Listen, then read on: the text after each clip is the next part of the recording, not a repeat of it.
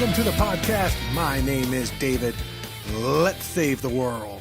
On this show, we're going to talk about schizophrenia. As many of you know, this show exists because of my personal battles with depression and generalized anxiety disorder. So I want to make sure that brain health is something that we talk about fairly often on the show. In fact, that brain health instead of mental health is going to come in handy just a little bit later. I've already recorded these interviews, so I know what's coming and I've learned something new today. Schizophrenia is something that is touched on fairly often in genre cinema, but how realistic is it? I'm not so sure.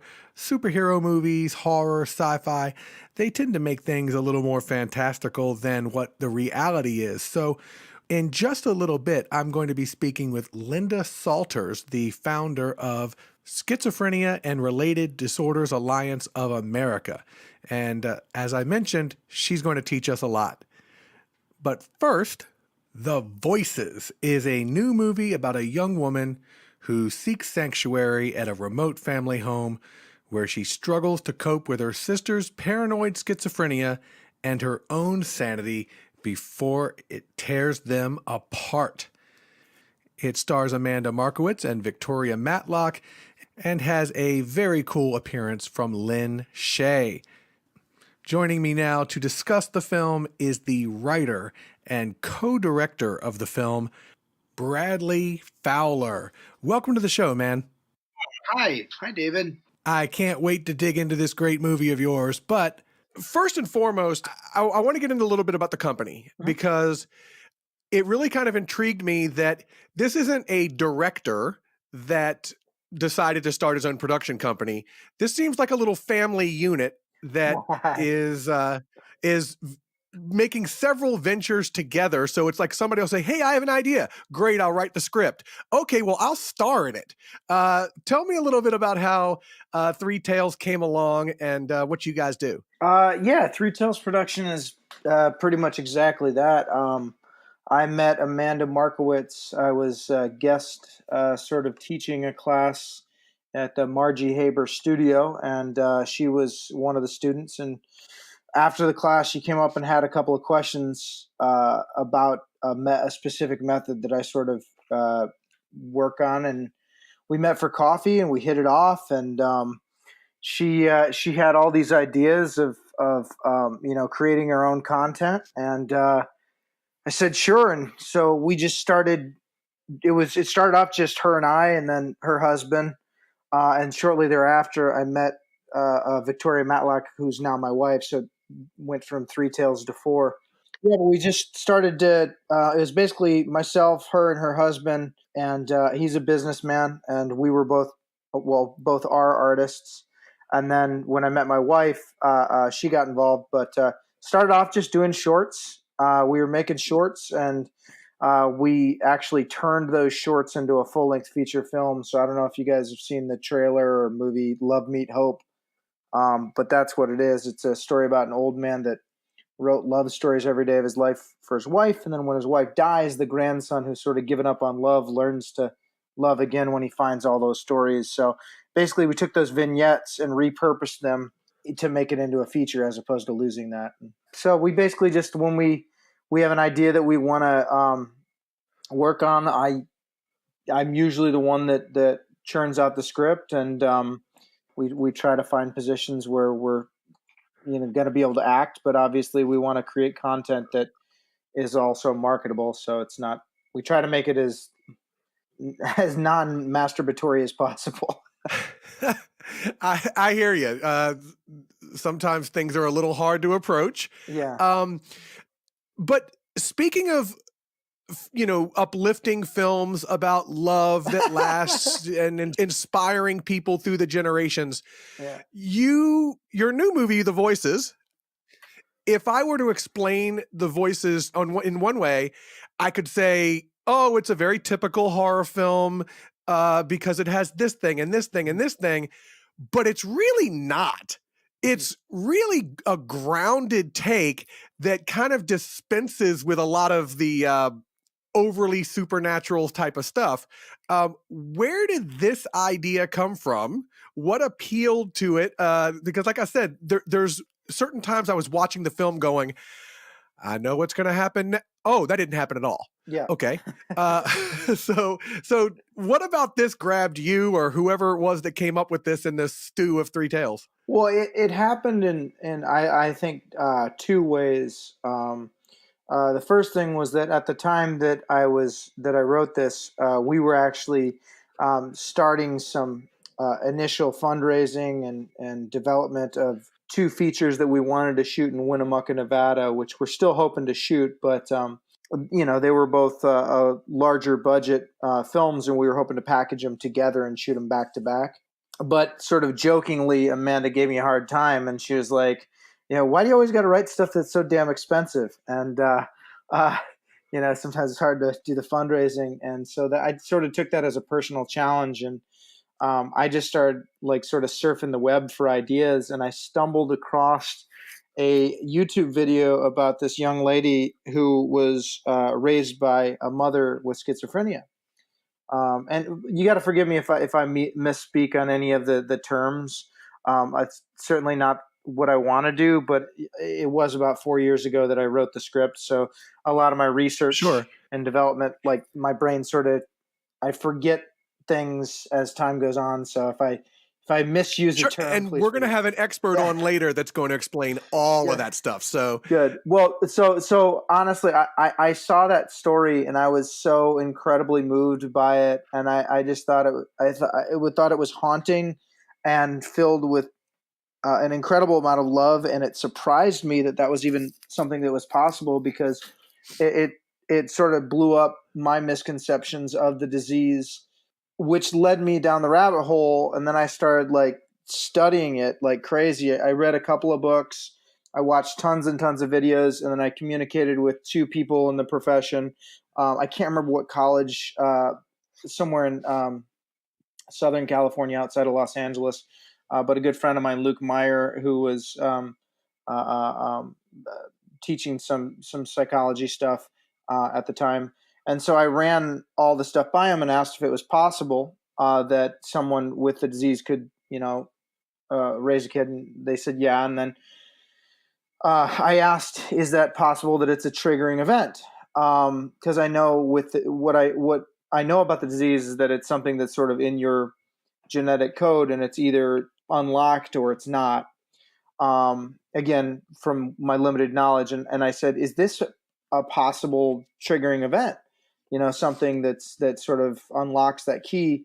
And what he, and you have to forgive me, I can't remember the other professor, told me is that they didn't know of any concrete research that had been done that would either prove or disprove that theory. But it was something that was discussed in the community a bit. So I started to dig on my own, and I ended up finding tons and tons of cases where that was the case. And it primarily, what would happen is, I don't know how or why, whatever that is inside of people that it unlocks, but on the cases that I did find, it almost always happened directly after the child was born, which I thought was both terrifying and sad, and yet somewhat beautiful, because what it triggers my brain to tell a story, and my brain said, God, what a terrible disease, but what a beautiful thing that the human body sort of at least appeared to do to me, which is to sort of wait to completely let it go until after the child was born, as opposed to going through the stuff during it. But I did find cases of that as well. So anyways, the point is, that's where it sort of came from. And I wanted to do the best job that I could as a writer, and as a production team, to try to tell the story as honestly with the disease as we could. Well, first of all, when you're browsing the internet, the videos that you stumble upon are very different than the videos most people stumble upon. That's a completely different website. Well, I'm digging. I'm constantly digging for, I go down the rabbit hole. So if I see anything that could potentially trigger a story, like I'm currently working on not currently working on, I just finished. I got some development stuff right now to develop a few packages for films, but one of them is a Korean revenge story based on an incident that happened in Korea, like a really, really small incident that I just dug for and found. So yeah, I don't know. I think writers do that. Yeah, I've always heard that open the newspaper or pay attention to current events and then take an idea and spin it You have to a little bit. into wherever your mind. Yeah. Yeah, and you only have a certain amount of pages, and so like I wanted to delve in a little bit more into some of the religious aspects, um, not for the sake of sensationalizing, but because I did find a lot of research that shows that almost universally around the globe, people that experience this disease in the beginning, they that's usually what people jump to conclusion that, oh my God, something's haunting me, or something's, you know what I mean? So Sure. even though it is a mental health thing, people's perception is not necessarily mental health. That very I think it's human nature to jump to the external as opposed to internal. Because Sure. if you Yeah. did get If you the were disease, hearing voices in your head, you might think it was God or a yeah, demon or yeah. because then you at least Yeah. have something to blame, and that to me would be much more peaceful. If all of a sudden I start hearing voices and I could say, all right, well, that's an external, then potentially I could get rid of that external. But the second I was faced with the reality of its internal, uh, um, that's much more scary to me. Yeah. The reason why this show even exists is because I dealt with suicidal ideation for years and had a lot of depression issues and stuff like that. So I noticed that horror movies and science fiction films kind of helped me through that. So I thought let's talk about it from let's talk about film. So Mm-hmm. I I really do think that you captured that really really well. It's scary on a and I don't want to mislead people that it's a slasher film or what have you, but it's scary on a deeper level because is this something that's happening to me or is this something inside that is going wrong? Mm-hmm. And to me, that was a terrifying aspect. So, can you get into a little bit about the things you did, or whether maybe it was the actresses involved, who are both great, by the way, Mm-hmm. um, of how you kind of tapped in to make this as realistic as possible, so that you weren't, 'cause a lot of times when they say, oh, well, Sucker Punch was about schizophrenia. Well, Mm-hmm. in this movie, you're not fighting Nazis and robots and dragons. Yeah. It's very grounded and very, like I said, personally terrifying. Can you get into a little bit of how you made that realistic? Well, I'd say, we each sort of served our part. I feel like I served my part best on the page. And my co-director, Wesley Alley, did a good job of sort of helping to bring those images to life. But on the page and on the film, the idea was to recreate scenes over and over again with slight variations, to not only send the characters on that path of like not knowing what reality is, but I also wanted to sort of make the audiences get second guess and wonder where they were at in what was going on. Um, so that's what I feel like we did. But as far as the portrayal, I mean, that's almost entirely the actresses.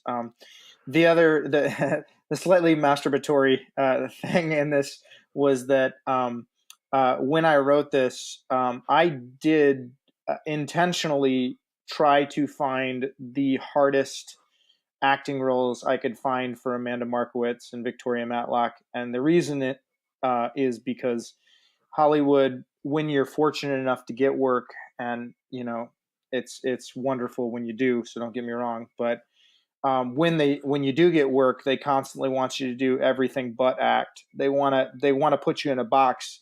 The amount of times I've heard casting directors tell a room full of actors, "We just want to hire you. We want to hire what you are." So there's this thing that I feel like is being taken away from actors and neutering actors and telling them, okay, well, figure out what's your box and be that box and play that box. But unfortunately, you have people like Amanda Markowitz and Victoria Matlock that are phenomenally talented, that can step outside of that box and play opposites of what they are, or stretch. And unfortunately, you're just very rarely given those roles or those opportunities. So I'll jump in. I'm sorry, I'm a little long winded at times. No, you're fine. But both Amanda and Victoria took significantly different routes to achieving these characters. Amanda works a lot more like I do. She's a lot more method, sort of Meisner based, but a lot more methody. Whereas Victoria is one of the most technical actors I've ever seen, because she was having to do so many layers. Like, for instance, she's having to play a scene, which she's living a scene, and in that scene she has an objective in the scene, but yet she also has the secret that she's keeping, and then in addition to that, the character, the life that she's living, doesn't know whether or not the scene that she's living is reality at the time. And in order to do that, Victoria not only addressed the purpose of the scene, the tone of the scene, the relationship with the other actor, the intention, but she also created all this subtext dialogue from, I think, 3 or 4 different sort of emotional points of view from the voices that are in her head. She wrote that all out. I never read it. But when she's looking around and she's hearing things, she actually has dialogue that she was going through and things that were interrupting her. So I think the two they did fantastic. But which the movie's getting really good reviews.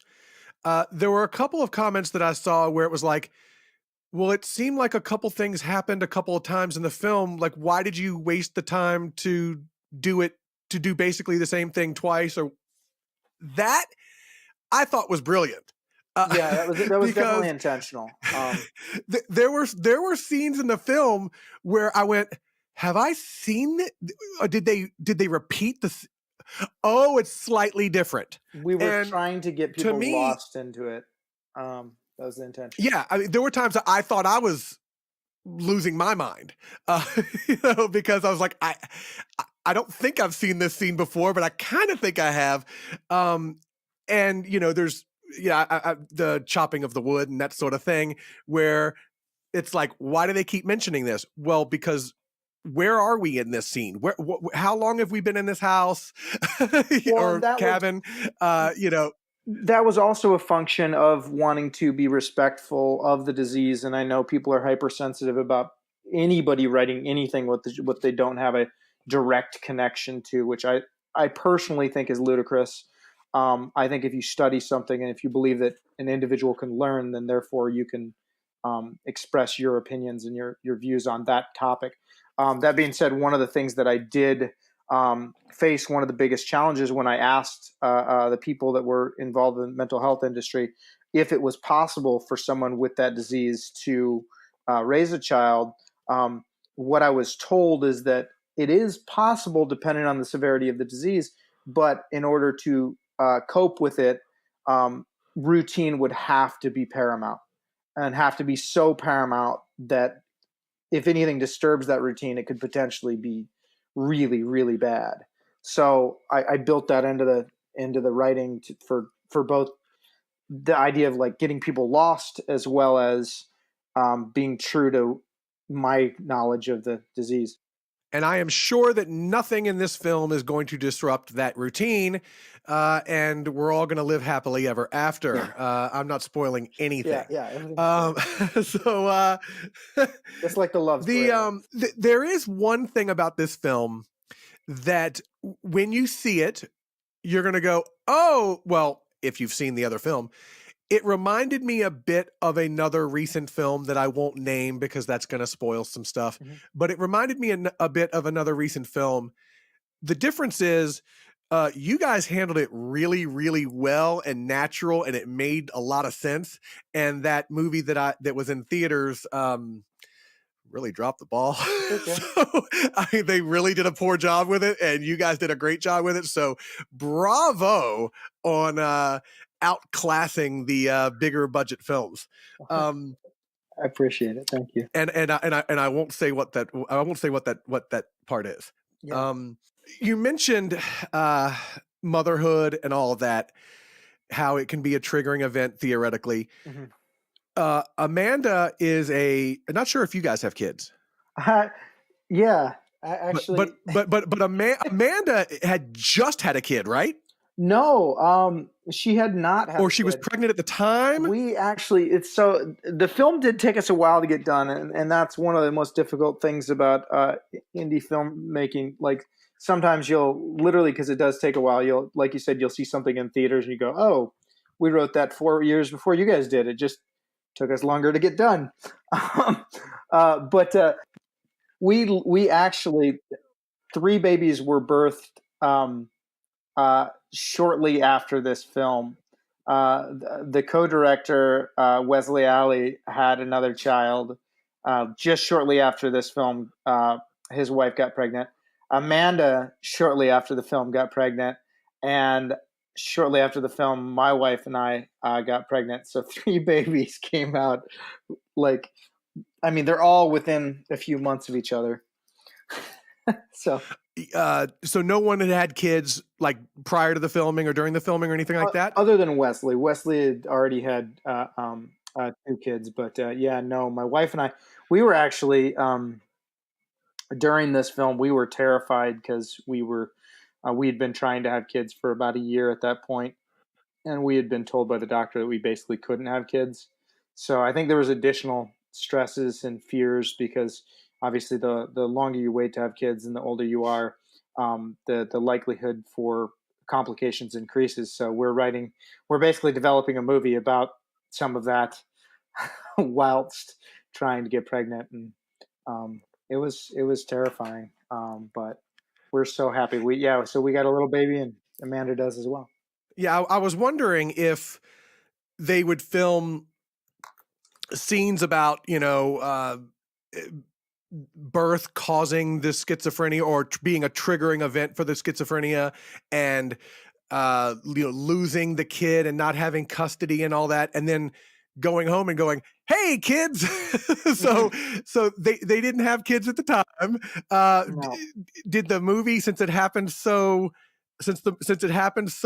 quickly after you filmed, were there any lingering kind of thoughts for them of,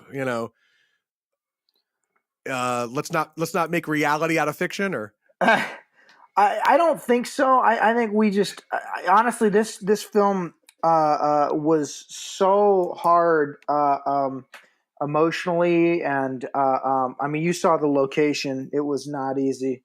We had to take everything across that wire footbridge. But everything was done. I felt like everybody sort of just took a big breath, and we were all basically like, all right, let's live life now for a little bit. So I think we all just sort of took a big breath, and I think all of us tried to just do something super uplifting and positive after going through something so taxing.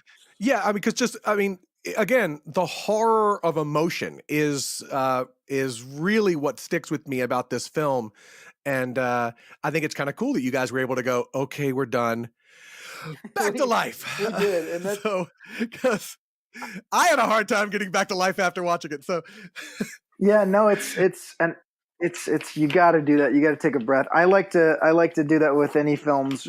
I don't know. I don't like to get stuck in any genre, so I like to do something deep and dark and follow it up with something lighthearted. So cool. Now, and you mentioned religion, which is a big interest of mine. I love studying all different religions, and I found it kind of interesting that the movie kind of opens up with some references to religion, and then her character's like, oh, okay, you know what, maybe. And then perhaps it comes back later on for a maybe or a yeah, or maybe she'll take on more of a religious thought process. You said that was included intentionally as backstory. There's also Amanda, I mean, her character is dealing with a breakup. It's kind of the sparking moment of the film where the most unrealistic thing in this entire film is the idea that someone cheated on Amanda. Let's make that clear right now. Where'd that come from? That's why we got it out of the way in the beginning before people got to know her. So yeah, exactly. Because I'm not believing this, guys. Not anyone who had their head on straight. Yeah. So the there's even a point in the film where she's blaming herself for getting cheated on, where she's like, oh, really, it was my fault, which no, it wasn't. Obviously, it's never your fault. What went into that kind of backstory of she's dealing with depression and or some sort of anxiety, and maybe she has a personal conflict or doubts about religion, that sort of thing. It seems like a very well developed character. Yeah. To be completely honest, a lot of the backstory. I usually, when I write a script, I'll usually write like 20, 30 pages of backstory that people never see. Unfortunately, I don't always remember all of it when the years go by. I know that's probably not a great answer, but my brain sort of goes, okay, and we're moving. So Sure. I can't quite pinpoint exactly uh, uh, what that was. I know we needed a device because I wanted to play with the idea, obviously, of that being a triggering event is pregnancy. So we could either give her a boyfriend or just make her not have a boyfriend. But I wanted her to deal with that idea of the possibility of being pregnant. So we thought it was a stronger choice to have someone that she loved and cared about. But then we also didn't really want to have, to be completely honest, when we wrote this thing, we were trying to really, really do a female empowerment film. I don't want empowerment. I don't want to misuse the phrases either, but we wanted to do a very, very, very female-driven film. So we wanted to have as little male involvement as possible. Yet, there is a pregnancy, so obviously there's some, at least with modern science. Sure. So yeah, I do know we needed to incorporate that character to some degree, or we felt as though we needed to, and we also didn't want them to be a large part of the story. We wanted it to really be isolated, two sisters in a cabin. So yeah, it's sort of to the best of my knowledge, that's where I remember it, and it's a shame Amanda couldn't make it because I'm sure she would have this part way more down than I remember.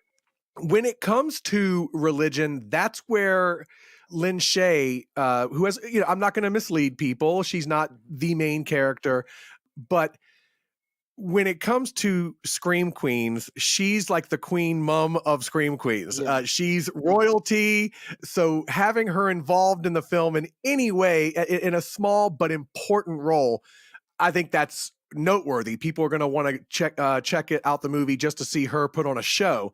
How did she get involved? I know that you knew her before. Someone involved had known her previously.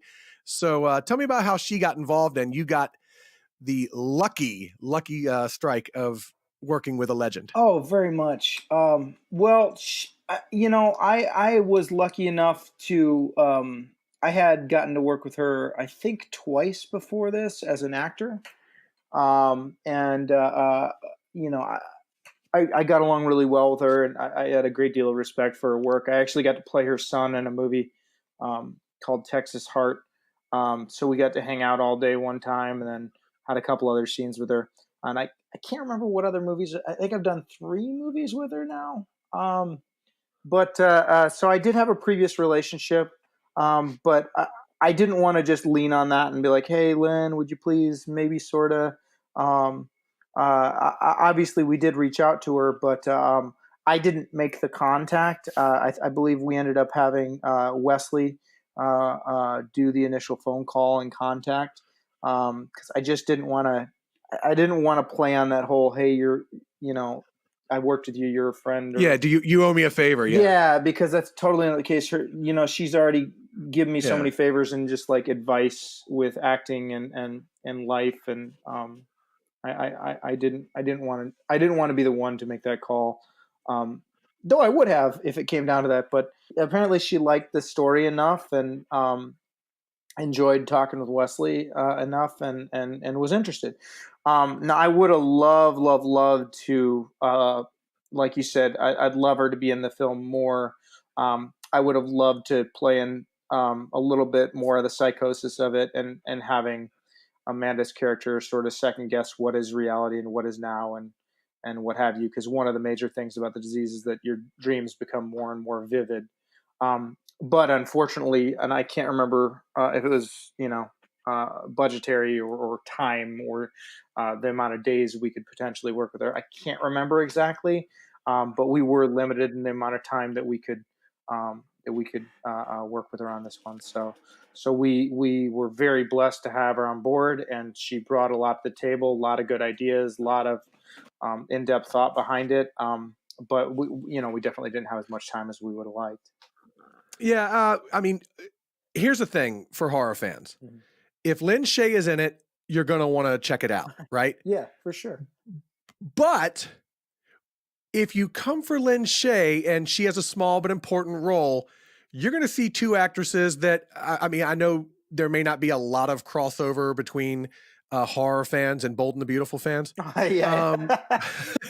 I don't know. Maybe there is. Maybe, I don't know. But for those of you who may not know of the other two actresses, get ready, because they more than hold their own in really a film that not a lot of downtime as far as this film goes. There's a lot of emotions, a lot of layered emotions, like you mentioned earlier, of being confused, but maybe keeping a secret, and that sort of thing. It's there's a lot going on in the film, and everybody holds their own really, really well. So it is a fantastic film. I recommend it. I really, really loved it.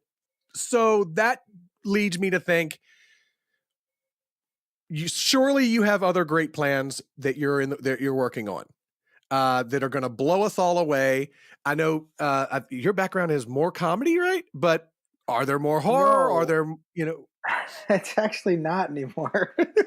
Oh, okay. I just from your your email address, I was like, well, I started off as a stand-up comedian. I started off with T.J. Miller and Hannibal Buress and Kumail and a few other guys. Little Rel, I started with him. I used to actually book him for shows on the road, and so I started in stand-up comedy. But no,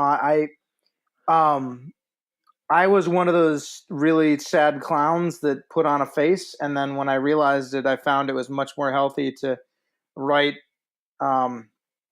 drama and horror and tragedy than it is to do stand-up comedy, because I feel like stand-up comedy is like hiding emotions, whereas films, I feel like, do a much better job exploring and allowing you to truly release and feel those emotions. So that's why I do what I'm doing now, because I'm not creative. I mean, as far as making movies and stuff like that, and watching horror films, watching science fiction films, they help purge a lot of those mental health demons that I think that, and that's why there's a lot of people that are in the horror community who, whether it's schizophrenia or not, or maybe just depression, anxiety, whatever, that it's not surprising how many people in the horror community have these issues. And it's not that horror caused the issues, it's that they're seeking out a way to, in a healthy way, purge those kinds of feelings or those thoughts. So yeah, very good. So what is the family of Three Tales Productions doing next? I don't know what's gonna come next with us. I know we worked on quite a few projects, and we got several that we'd really like to get off the ground. I consistently am writing, and we've got at least 3 stories right now that would be fantastic. So we've got one that we did as a short called Good Girl. We co-produced with Darren Bousman. Amanda starred in it, and Wesley Alley was director in it. And I've got an outline for that as a feature. It's basically Saw meets 50 Shades of Grey. But that one's a really, really fun project. And then like I said, the 2 in Winnemucca, Nevada, one of them was a psychological thriller. It's about a police officer that's dealing with her own sort of internal struggles with wanting vengeance. So I'm very influenced by Korean revenge movies. And then we did a sort of a ghost story up there as well. So that one's about sort of there was a really really nasty tragedy up there in Winnemucca, uh, like a couple hundred years ago, but it's called Across the Tracks. It's had to do with the Native American tribe there and the locals long time ago, and then I sort of like you said, fictionalized it and brought it into modern day and dealt with some of that and made it into a ghost story. But any one of those, if we could do them, I'd be super happy. That'd be so much fun. I would love a different take on a ghost story. I think I've mentioned this in another episode where I want different cultures' stories represented. So that would be awesome. But I got to tell you, 50 Shades of Grey meets Saw sounds pretty good. Who wouldn't want to see Christian Grey, I think is his name? Who wouldn't want to see that guy tortured for a while? Yeah. So that's amazing. I would really love to see that. So, and you said that's based on a short called Good Girl? Yeah, that one's already out. So I don't know if you can get the short if you can get a screener from Amanda, but yeah, and a lot of this again, it really comes down to I just I love the people I work with so much. Obviously my wife Victoria, Amanda is one of my absolute best friends, and her husband, Andy Weisenberg.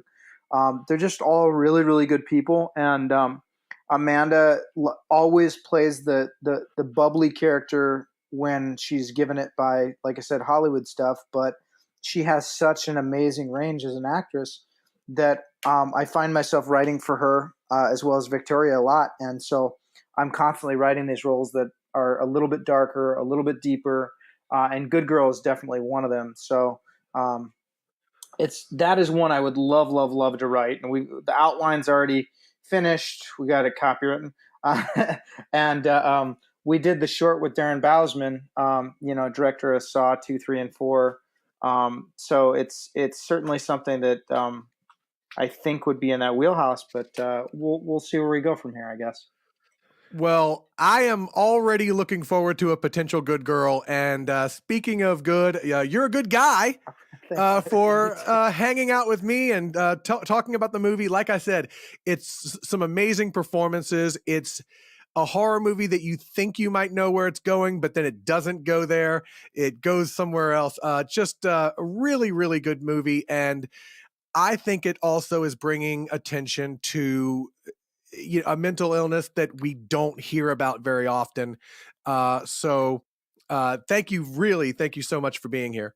Yeah, no, I appreciate it, man. Thank you so much, David. And for listeners, if you watch the movie and you enjoy it, please tell a friend, give us a nice comment on whatever site you saw it on. If you didn't like it, then don't read it. Don't write any bad comments because my mother reads them. So, yeah. Do not break his mom's heart. Come on now. So thank you. Everyone, check out The Voices. I know you're going to love it. You will not break his mom's heart. Now, I want to explore what schizophrenia is. How does it affect a person and their family? So I reached out to Linda Stalters. She is a retired advanced practice registered nurse psychotherapist with broad-ranging experience as a clinical practitioner, educator, advocate, organizer, and speaker. And she is the founder of Schizophrenia and Related Disorders Alliance of America. Thank you so much for being here. Well, thank you so much. It's my pleasure to be here. Since Hollywood often doesn't give a very realistic portrayal of what schizophrenia is, can you give us a sense of the variations in the illness? Is there a mild case and a severe case in general? Absolutely. There is a continuum, and some people experience much more severe symptoms than others. It is a brain illness, and a person's brain, even at conception, can be challenged by their genetics and potentially other environmental instances. But I don't know if you want to go into that. But oh, sure. I mean, if there's certain things that can happen in life that can cause it, It's predominantly genetic gene mutations or genetic predisposition.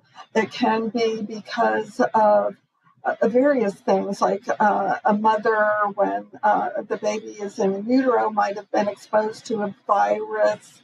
And it could be from some trauma to the brain.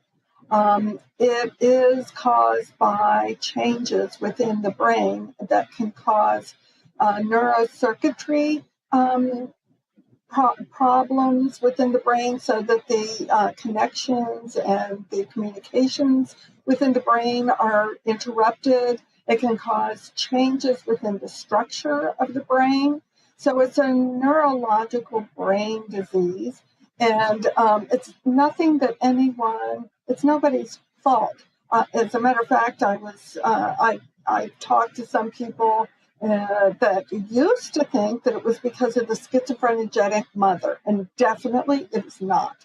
However, if a person is very traumatized, trauma can cause changes within the brain as well.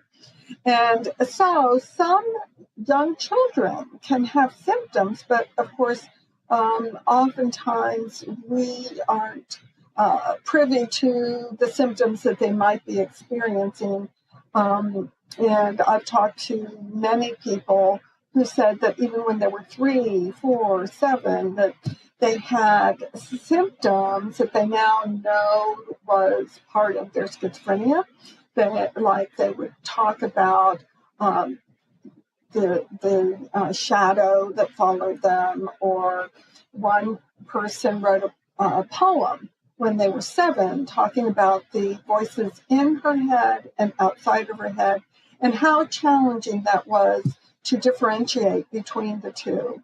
And sometimes children might have some quirkiness that nobody recognizes as something that's problematic, but in retrospect can say, oh well, they were a little different.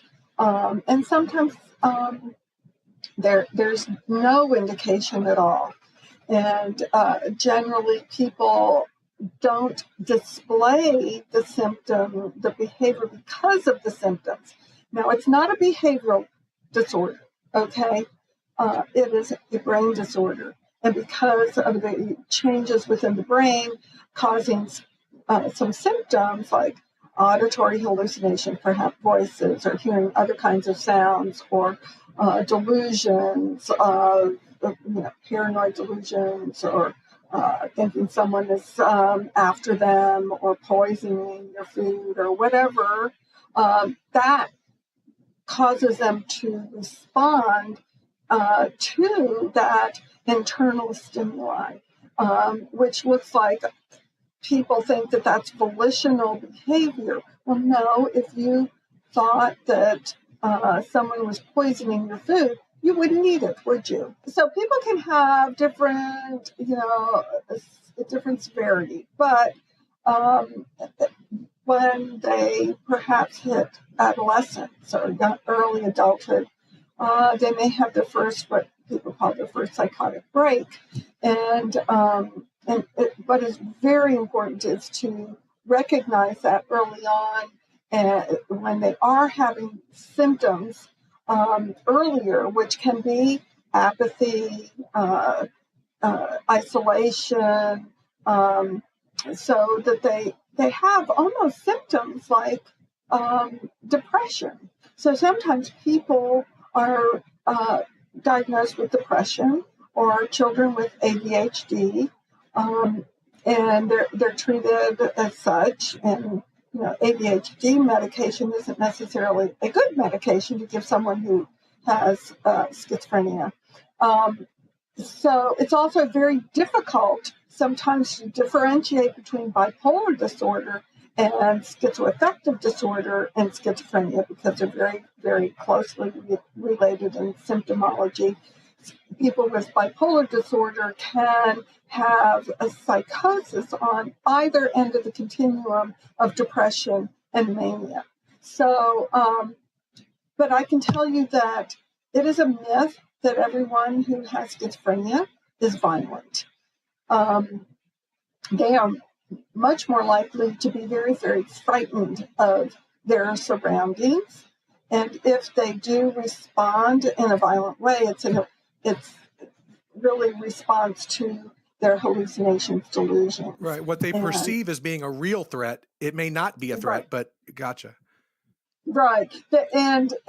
So that's why it is so important to recognize the changes early on, which are very, very, very difficult to do, especially in adolescence when all adolescents, behave very strangely sometimes, and we can't differentiate between normalcy and, abnormalcy. Boy, did you know me when I was an adolescent? Because we all are that way, aren't we? yeah. But it doesn't. I mean, just an aside. For instance, when I was a little kid, I very briefly was best friends with Dopey from Snow White, and Right. that's normal. That's not Different. That's not necessarily a sign that someone is going to then hear voices and stuff like that in adolescence No. or as an adult. No. So obviously, that we're very much wanting to dispel the stigma of mental illness being something that causes people to be violent. So thank you for mentioning that. How common is a form of schizophrenia as far as, I mean, I don't know if you have an exact percentage of the population that suffers from it or. So what, and this is a study that our organization is trying to do right now to clarify what those numbers might be, because right now it's almost it's difficult to differentiate. Like I say, it's schizophrenia spectrum, and about 1.1% of the population. So we have over 300 million people. So we have over 3.2 million people who have schizophrenia. That doesn't include the bipolar disorder with psychotic features, Sure. Which include, it brings it up to a much greater number. And then it affects, when we talk about we improve the lives affected by these illnesses, that includes the families and the community, especially the families, because you talk about stigma, it's not stigma, it's discrimination. Sure. Thank you. If you have a heart attack, you get treated. If you have a brain attack and you go into the hospital, go into the emergency room, they tell you to come back when you have done something to yourself or to someone else. Well, we don't ask someone to come back when they have an arrest, Sure. when their heart stops beating. But we do that for people. Our organization is trying to change that. We want to reclassify schizophrenia to start with schizophrenia spectrum as a neurological brain disorder, so that we quit treating people like they are different from someone who has a heart condition. And we stop criminalizing people who have a brain illness. We treat people differently if they have another brain illness called Alzheimer's. We don't let people who are confused and disoriented and also experience hallucinations and delusions. We don't let them run barefoot in the snow, homeless, and incarcerate them because of their illness. We actually put out a silver alert to try and find them. And if they end up in the hospital, we tell their families. With schizophrenia, it's totally the opposite. Nobody looks for them. If they are if they're taken to the hospital or incarcerated, the parents can't find out because of the HIPAA laws. And we're trying to change that so that there's a compassionate communication between caregivers and other clinicians and facilities where people might be housed. The greatest facility for people who have a severe neuropsychiatric brain illness are the jails and the prisons. They are not facilities for treatment. No, thank you for saying that. Thank you. from the outside looking in, it seems like this would be an easy thing to spot of if you're hearing voices that aren't actually there, well, I need to go see a specialist. I need to get checked. But I can also kind of see where someone might think if the illness is causing you paranoia, where you might think it's some government implant or someone's plotting against you or a ghost or demon or can you talk a bit about the struggle to identify the disorder and getting the person to accept I need to go get help? I actually know a friend of a friend is dealing with this right now, where they are saying, "Well, maybe I don't need help. Maybe I don't know, have superpowers or something along those lines." Is there a struggle there, or do most people say, "Whoa, something weird is going on. I need to get this looked at"? Totally a struggle. Sometimes early on, when they start having some of those what we call prodromal symptoms, like uh, they might hear something or they might not feel so good. Some people actually know something's gone awry and they will seek help. But once they have that psychotic break. It's also neurological, and they have what's called anosognosia. They don't know they're ill. They don't perceive it. They don't have the ability to be aware that they are ill, and everything that they're experiencing is real to them. And so, if you didn't think that you had diabetes, would you take insulin? No, you wouldn't. And so, if you don't think that you have a brain illness, you wouldn't take medication or seek care. So it is a huge struggle for people to help someone to get help. And so some of the things that we can do is there's a really good book that explains anosognosia very well and how to talk to people. And it's called "I'm Not Sick, I Don't Need Help" by Dr. Javier Amador. And he uses what he developed as called the LEAP program to how you talk to people. First, you listen, you empathize, you agree with what you can agree with, and then you partner with them on their journey. And it's not about telling them that they're ill, but helping them to accept some help in being able to cope with what they're experiencing. And it is a challenge. And sometimes if you can get them into their primary care physician and say, okay, it's time for your annual checkup. And there's just so much involved. And again, the HIPAA laws and the aging out of your parents, being under your parents' care, makes it even more challenging.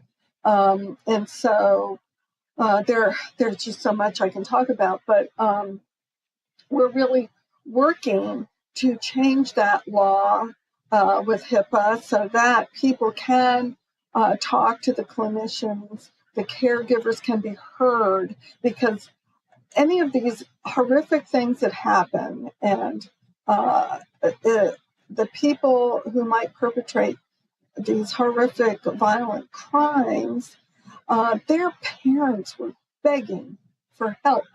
But because of the misguided patients, advocates who say you have the right to refuse treatment. Well, if you don't know you're ill and you're very ill, and the parents know what they're talking about, what their thoughts are, and they're talking about their delusions and hallucinations, and if the clinicians would listen to them and give them the opportunity to be treated, give them the opportunity to live a really meaningful life, because the longer someone is in psychosis, the more progressive the damage might be to the brain. I can even see where, not to interrupt, but I can see where someone would say, well, this nurse, this doctor is in on it. And it's, I mean, the mind, I deal with generalized anxiety disorder, which is obviously very different, But at the same time, I thought that was normal life, and until Right, it got explained that it wasn't, and I went, "Oh, I can actually get right, treatment for this." But right. if it was so severe that you thought that, things like conspiracies and that sort of thing were plotted against you by random people you saw on the street, then Right. I can see where you would resist getting the help. That's Absolutely. that's I mean, It it's is that's terrible. very difficult. And another thing is if they've been having symptoms for a long time, just mild, hearing some voices or some sounds or different, mild symptoms, they may just think that that's normal. They may think that everyone hears voices. Yep. That and of course they are can be very suspicious. And to be able to develop a trusting relationship with someone, having a good clinician or someone who can help them. But early intervention is critical, critical. And getting authorization to release information to your family is critical when someone is stable enough to sign those papers. That's very important. And then when they're stable enough to understand that they are ill, that the medication helps them, then what they can do an advance directive, a psychiatric advance directive, like, people have advance directives for other illnesses. You can have an advance directive for psychiatry so that you can say, when I'm so ill that I don't know that I'm ill, you can ensure that I take my medication. This is the medication that works for me. This medication I have had bad side effects from. This clinician has always been very helpful. This facility has not been a place where I want to go. And those kind of things are important for them to be able to spell out so that when they are ill, when they start becoming ill and have an exacerbation, then they can hopefully receive the treatment that they need. And that's not always easy to do either. And we also want to, right now, the poor police, I feel so sorry for them because they are usually the front line people to respond to a crisis, and that many receive crisis intervention training, but that's not their calling. But it's important that they do receive that training so that they can know how to de-escalate. They know how a person is thinking, and what they see may not be what you think they see. They may see you as someone different. They may see you their vision can be very different than what you think. They may think you are the military after them, or the CIA, or the whatever. So there are just so many things to have to consider. As a matter of fact, I went to talk to Secretary Ben Carson, and I said, I know that you want to help, and I know that the president wants to help folks who are homeless and incarcerated and to stop this. But I said, you can't just give them a hamburger and housing. That's not going to work. They have the opportunity to be the people that are homeless to be in shelter, but they're not going to go in there because they're not treated. They know that there'll be people in there that aren't treated. And when we talk about violence, the violence is because people are not treated, untreated, and don't have the opportunity to be treated. And when something horrific goes wrong, they are as much a victim as anyone else. Sure. Because they were not taken care of. And their life and their families' lives are so destroyed. So let's imagine, since we talk about science fiction on this show, let's imagine a perfect world where the funding and the programs are there, and someone can go in, get the medication, get the counseling they need, all of that stuff. Uh, Once someone does commit to getting that help, can they live normal life? I mean, like as far as the outlook of if someone has, I guess, a severe form of schizophrenia, can they resume life and not have that issue, or is it something they have to fight for the rest of their life? Can it, can they get over it? I mean, So this is generally, some people can have a one or two time psychosis, and that's it. But most generally, this is a chronic illness, like other chronic illnesses, like arthritis or something else, and diabetes, and you wouldn't stop taking your insulin. And sometimes medication, it's a very difficult task. It's challenging to find the right medication for someone. To find and it's not just medication that someone needs. They need help in coaching with school or work, whatever that they want to do, social skills, maintaining,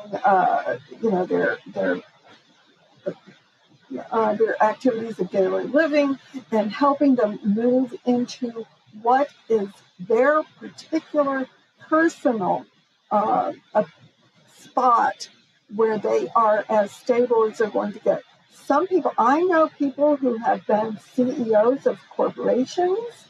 I know people who are attorneys, CPAs, MDs, PhDs, people who are comedians, people. But on the other hand, there are people who are not able to reach the same pinnacle that they would have before they were diagnosed. But you can't give up. And there are many medications. There are some that are better than others. They have some that are in the pipeline. The least researched and developed medications are antipsychotics, because they are so expensive to create, and there's such a failure rate, and the least amount of money to research, such as to the National Institute of Mental Health.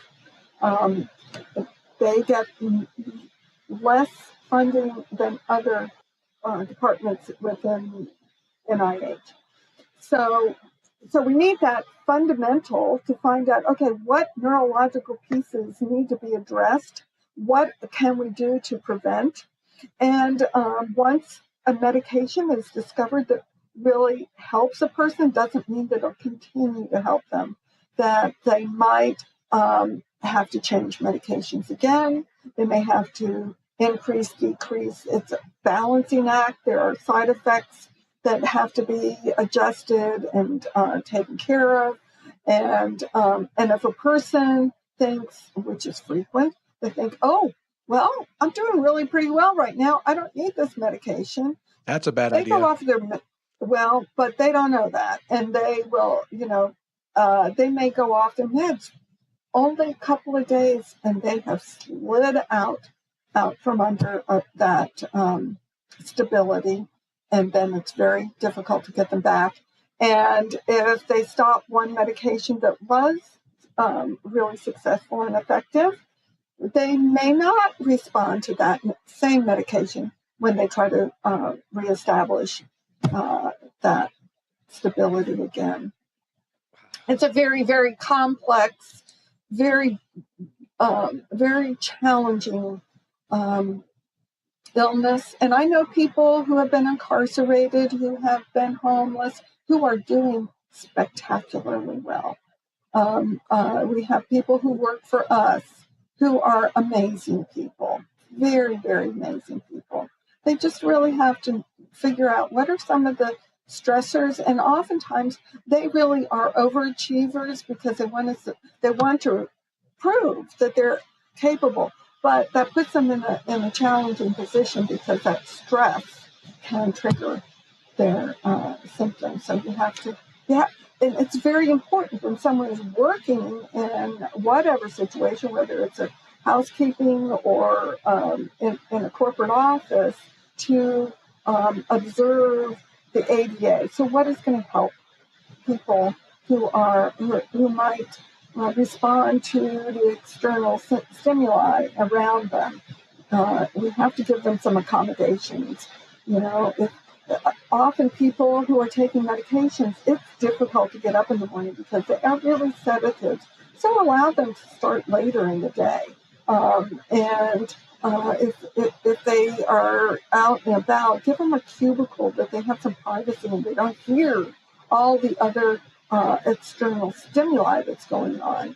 And just do the accommodations. And if you were going for chemotherapy, your employer would give you that opportunity to go as frequently as you needed to the doctor for your chemo, right? Sure. Well, they won't do that if you're going for your psychiatric doctor's appointment.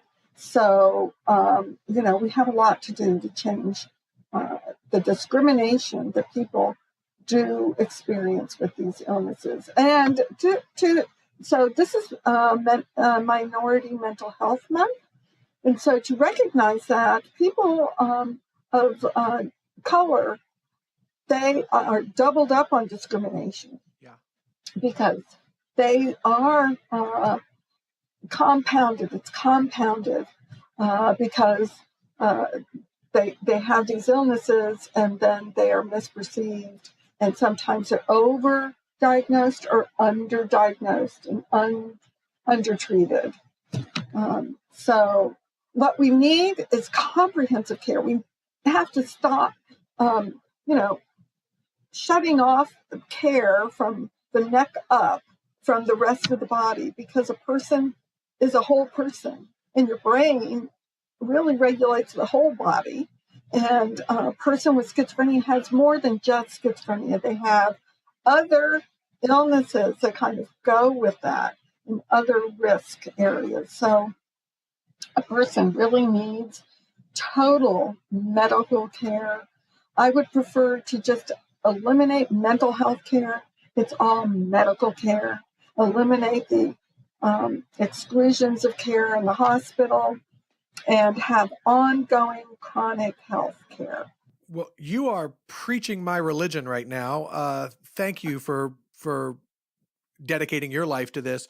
Tell me a little bit about the Schizophrenia and Related Disorders Alliance of America. What do you guys do? And importantly, where do people go to find out information and donate to the cause? Oh, thank you. So we provide support groups for people who are diagnosed and their family members. We right now, almost all of our groups, some of them are opening up. It depends on the area, but all of them are virtual. But even when we don't have this virtual situation globally, we were pioneers on providing virtual groups, because oftentimes family members can't get to a face-to-face group because they are caring for a very ill child. And people who are diagnosed for one reason or another have a challenging time getting to a face-to-face group, although we would prefer that they go to a face-to-face group, that people who are diagnosed, that they can increase their social skills and connectivity with other people. But I think we have 7 conference call groups a week for people who are diagnosed, and we have a few for people who are caregivers, and we call that Families for Care. And the one for people who are diagnosed, it's Schizophrenia Alliance, Psychosis Support and Acceptance. So it's not just for schizophrenia, it's for anyone who experiences psychosis. And we actually have support groups, face-to-face and virtual groups around the world. And we have some of our materials in Hungarian, Russian, Spanish, German, and we have Farsi, and we have groups in India and Japan and Africa and some other places. And so we also do a lot of advocacy work to, like I say, reclassify schizophrenia spectrum as a neurological brain disease. We believe that that will change the treatment paradigm, both for medical treatment and social treatment of people who experience psychosis. And so we are working to make that happen with the APA to change the description in the DSM, which is the Diagnostic Statistical Manual that clinicians use to diagnose. But it isn't just the clinicians that use that. The criminal justice system uses that, and sometimes our people will call us and say that my son's in jail right now. The doctor wants him in the hospital, but the attorney says that, well, the DSM says it's a psychological disorder. It's not a brain disease, so they need to stay in jail because it's a behavioral disorder. So we have to change that. And that'll increase the availability of funds for research. And we're working on a project to quantify the cost of not caring so that we can present to the legislators, okay, there you go. This is how much it costs us if a person doesn't get the appropriate treatment. And we're making that very comprehensive. There are a lot of different studies out there where we're going to do a data and meta-analysis plus do some other analyses to bring some of that together and present it to the legislators. And one of our board members happens to be former Congressman Tim Murphy. So he knows what they need. And we have a group of researchers working on that. We have a white paper for reclassification and comparing Alzheimer's and Parkinson's to schizophrenia, what the symptoms are, what the genetics is, and what incarceration is, and treatment, and homelessness, and how we treat people. And let's see, there must be more that we're building our chapters around the country. And so we're just in the beginning of doing that so that we have more grassroots efforts in every state. Right now we have a chapter in Florida, Maryland, Delaware. There's one developing in Colorado and some other places that I can't remember, but we're working on that so that we have a broader base. So I think that's about it. And please go to www.s as in schizophrenia, SARDAA.org, Schizophrenia and Related Disorders Alliance of America.org. And you can call our office at 240-423-9432. You guys are doing amazing work. I think this is incredibly important to stop criminalizing the idea of mental illness and start actually helping people before the chaos erupts. And I think that once, if you guys can deliver that and say, look at the cost on our society of not doing this, I think that we're going to see that the whole society will be much, much better off if we invest in helping people before bad things happen, whether it's suicide or crimes or that sort of thing, right, instead of locking people up. So amazing. Thank you so much for joining me today. You're very welcome, and please change the language from mental health to brain health. I will do that. I will work on that and get that into my head as well. So okay. Thank you. Thank you very much. And just like I told you, it's brain health. You learn something new every day. So brain health is the terminology we want to use. I really like that. So I want to thank my guests, Linda Stalters, MSN of Schizophrenia and Related Disorders Alliance of America. Check them out. Donate to them. They're doing great work. And thanks as well to Bradley Fowler, the writer and co-director of The Voices. Make sure you watch that. And most of all, thank all of you for listening to the show and supporting us. The show has been growing quite a bit over the last couple of episodes, and it's all because of you. We have a lot more growth to do, some really cool stuff coming up in the very near future. So make sure you follow us on social media. We're on Instagram and Facebook and Twitter. Feel free to send us an email at This podcast will save the world at gmail.com. And remember, like any great franchise, your story isn't over yet.